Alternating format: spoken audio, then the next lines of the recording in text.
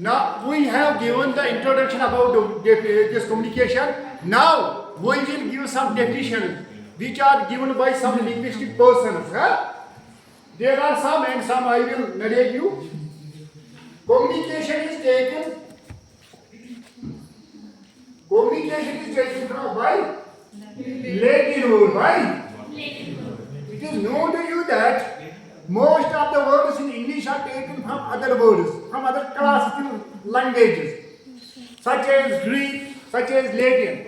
Actually, English is a live language. It takes words from other languages. Even it has taken words from Kashmiri. For example, Pheran, we can say gown as well as Pheran. Kangri, we can say Kangri as well as Urdun part. समझ रहा है? मेरे कहने का मतलब है English में उन्होंने बाकी लैंग्वेज से वर्ड्स लिए हैं, समझ रहा है? तो ज्यादा आप देखेंगे ज्यादा वर्ड्स लैटिन और ग्रीक से लिए हैं। क्यों? क्योंकि उस वक्त क्लासिकल लैंग्वेजेस थे लैटिन और ग्रीक। जैसे आजकल है ना इंग्लिश इंटरनेशनल लैंग्वेज, उस वक्त वही थी। उस वक्त इंग्लिश इंटरनेशनल लैंग्वेज नहीं थी, इसीलिए यानी कि लैटिन वर्ड कॉम्युनस और कम्युनिकेट और कम्युनिको, यानी कि ये तीन है लैटिन वर्ड।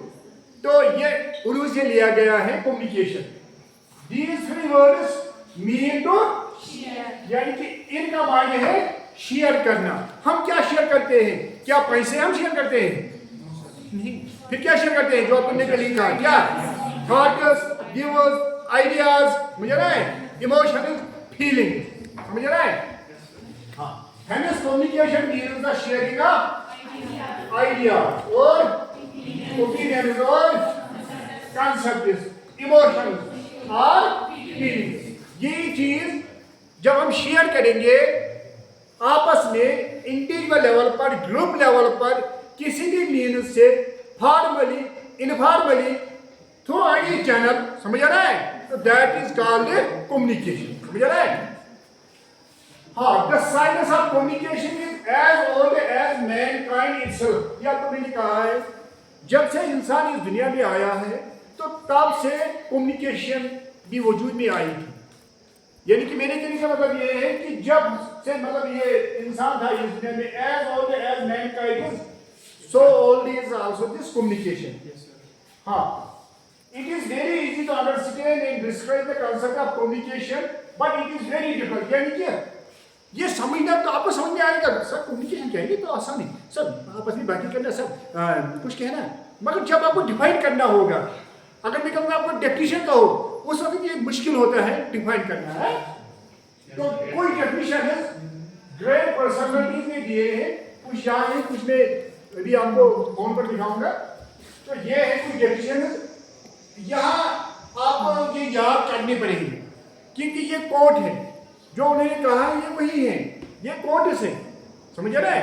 तो ये आपको याद करनी पड़ेगी। अकॉर्डिंग टू लिगनिस से क्या कहा है?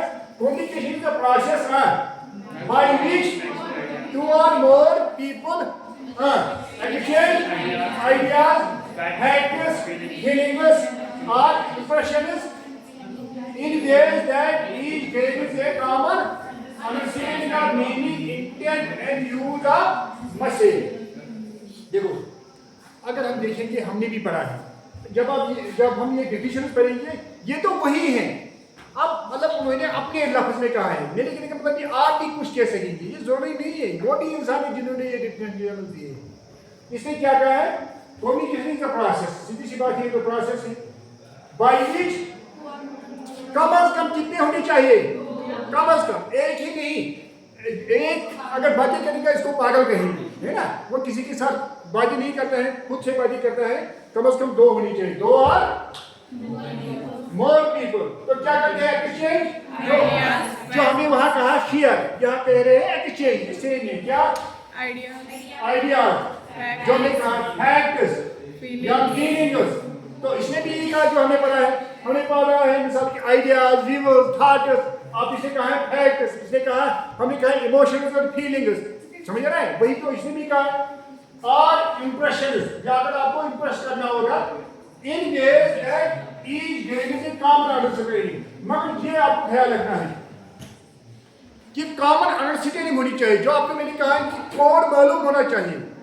जब आपको कोड मालूम होगा तब आप डिकोड करेंगे।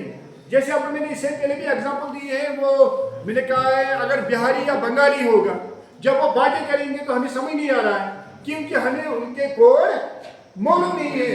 मिसाल के मैंने आपको इससे पहले भी एग्जांपल मैंने कहा कि वाटर को हम कश्मीरी में आप कहते हैं, उर्दू में पानी कहते हैं, इंग्लिश में वाटर कहते हैं, हिंदी में जल। यानी कि मेरे कहने का मतलब ये है कि ये कोड मालूम होना चाहिए, समझ रहा है, तब हमें समझ में आए। वही है understanding the meaning, intent and use of the message. और एक बात है जो अब हमें कहा इसका यूज आना चाहिए। आपको बहुत सारी वर्ड्स मालूम होंगी।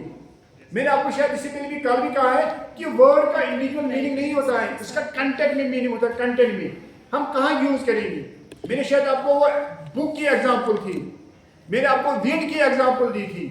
मैंने कहा बुक मानी किताब, मगर अगर मैं कहूँगा बुक है सिर फाड़मी, वह किताब नहीं है, वहाँ है मेरे लिए सीट एक रिजर्व होगा, बुक सेलर या बुक वर्म, या मैंने आपको वो विंड की एग्जांपल दी। हाँ, वही से कहने का मतलब है। अब है और एक मेरा वेबस्टर डिक्शनरी है, उसने क्या डिफिनेशन दी है, द प्रोसेस ऑफ एक्सचेंजिंग। देखो उसने भी ये कहा एक्सचेंजिंग, एक्सप्रेसिंग और कन्वेइंग। देखिए ना नाम क्या है, एक्सचेंज करना, एक्सप्रेस करना, है ना, या कन्वे या कहना क्या। अब उसे कहा इन्फॉर्मेशन एंड आइडिया, इसमें आप कहा इन्फॉर्मेशन है आइडिया, ये तो सेम है। तो अब इसे कहा मेरा आपको